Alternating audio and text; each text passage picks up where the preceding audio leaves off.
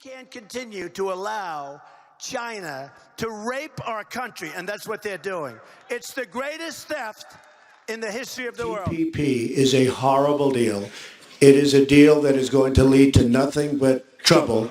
It's a deal that was designed for China to come in, as they always do, through the back door and totally take advantage of everyone. We're losing now over $500 billion in terms of imbalance with China. Nothing against China. I just hate that their leaders are so much smarter than our leaders. 2016, we will not be the world leader anymore. We have been always. But in 2016, China becomes the great economic leader. Even if Mitt Romney is elected, he says that maybe you can turn it around. Well, do you think he could turn it around? I think we can. Do you think Mitt Romney can turn it around? I think he can. As a line of clothing. Now, where were these made? These were made, I don't know where they were made, but they were made someplace. But they're great. It's ties, shirts, cufflinks, everything sold at Macy's, and they're doing great. #1 selling tie anywhere in the world. #1 selling tie anywhere in the world. You wouldn't wear that shirt? We also have them in white and beautiful white. Where are the shirts made? Bangladesh. Well, it's good. Okay. We employ people in Bangladesh. Ties? Where are the ties they made? Have to work These are beautiful ties. They are great ties. The ties are made in where? China? Ties are made in China.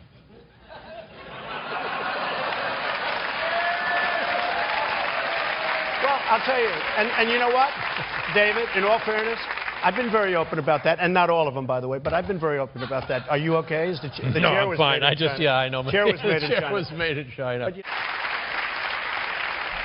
You buy that at Macy's, by the way. Let's just shut down the Donald Trump factory in Beijing. Part of the deal, they're going to set up a massive plant in a big section of China. They're going to build planes over in China. And you tell me why. Why aren't they building them here and sending them? They're building them over there. They're going to build them over there. Believe me, that'll end up being their biggest. That'll end up being their best. That'll end up taking a tremendous number of jobs away from the United States. And people can say whatever they want, but that's not good stuff.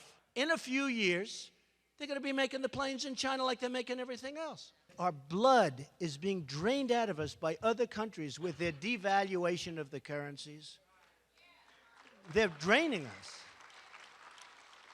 You know, we make product better than China. If you look at our furniture, well, you know, from South Carolina, from North Carolina, you know the great furniture. If you look at the way China and India and almost everybody takes advantage of the United States, China in particular, because they're so good. It's the #1 abuser of this country. Hey, Gerard, you know, we might want to point out China's not part of this deal. Yeah. True. It's true. Yeah. That's right. That's right. And, you know, I've been saying for a long time on your show and on anybody else that wanted to listen that we're tying ourselves so closely to Asia and in particular to China that this is going to be trouble for our country. And not only now have they taken our jobs and they've taken our base and they've taken our manufacturing, but now they're pulling us down with them. And I said, we can't do this. We can't allow this to happen. And we have to do a big uncoupling pretty soon before it's too late. I've been saying this for a long time, Bill. Do you have any theory about why the Chinese economy is collapsing? Do you have any knowledge of it at all? Because it's funny money. They devalue their currency constantly in order to take our jobs and lots of other countries' jobs, frankly. They've done a pretty big number in Europe, too. Not as good as they've done to us. You know, I said the other day, this is the greatest theft in the history of America, with the money that they've taken out. We have rebuilt China, but now it's gotten to a point. They've devalued their currency to take even more from us. And we have nobody that's competent. We have nobody that knows what's happening. We have nobody that knows how to handle China.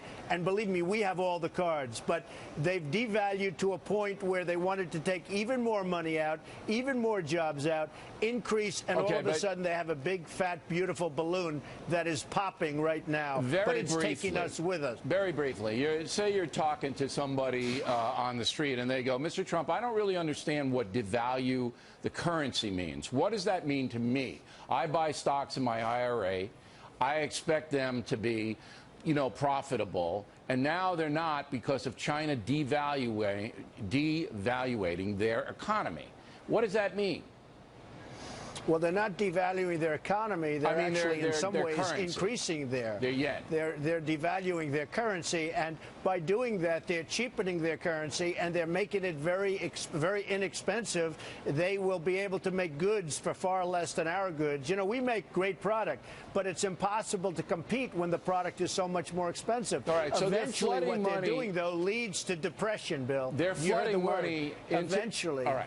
So they got 1.5 billion people, and they're flooding money into the provinces around so that people don't starve because there's not enough legitimate business to support 1.5 billion people.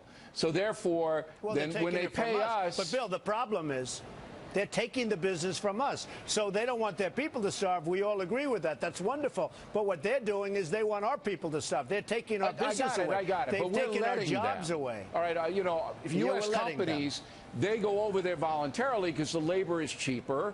But now the U.S. companies are being paid back with money that's not worth as much money as they made the deal. So they're getting hosed, aren't they?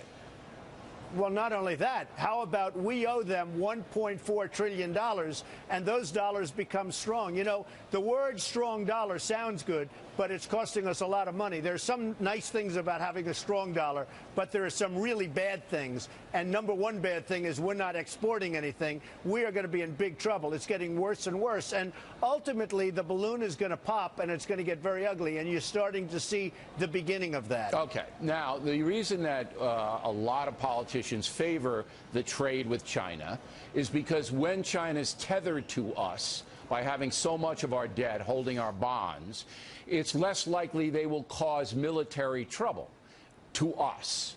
So if you're tethered to somebody economically, if your welfare means their welfare, then it's easier to control them. That is the original intent of all these Chinese deals, is it not? I don't think so at all. I don't think it's the intent. It's not the military intent. If you look at China with the wars with Japan, Japan would constantly beat them in wars. So I don't think that's the problem. I think the problem that we have is that we have a country that got away with murder for many years. They built their bridges, their roads, their everything. They built infrastructure, their airports, like we don't see in this country. Where are we building airports? And look at LaGuardia Airport, look at Kennedy, look at LAX and Los Angeles. They're like third world airports. So you're not buying the fact that keeping your enemy close, I don't believe that. Keeping your enemy close is a good geopolitical strategy. You don't buy that. No, I don't believe that. I don't believe that ever took place. I think that what has happened is China has gone out of its way to devalue. They got away with it. They kept devaluing, and all of a sudden they built this monster, but they've also built a monster bubble. Okay. Two people coming to the United States of note in September. The Pope, okay, and the President of China is coming. A man named Xi Jinping. Do you know Xi Jinping? I never heard of him. I don't know who he is. But he's the president. He's coming over.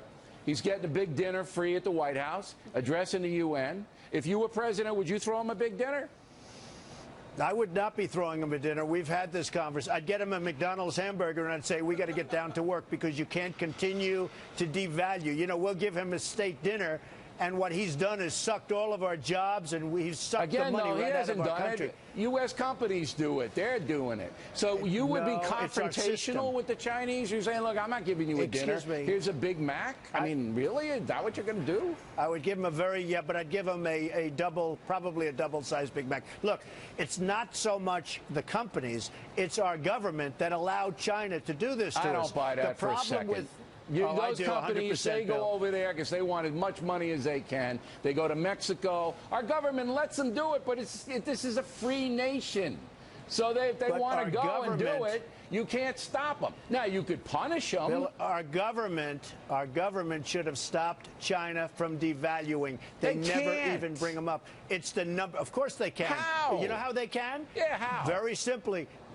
Bill, it's so simple. They put a tariff on Chinese goods. All right, you know, China. Then you got a trade war. All right, then you got a trade. You have to do that, and then you bring it back to normal.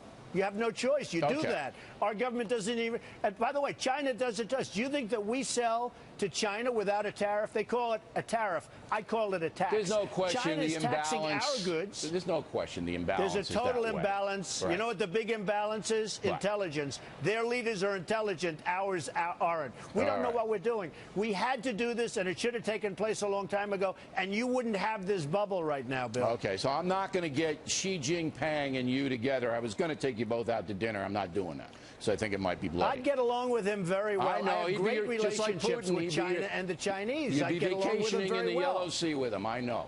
All right, now I'm going to hold Mr.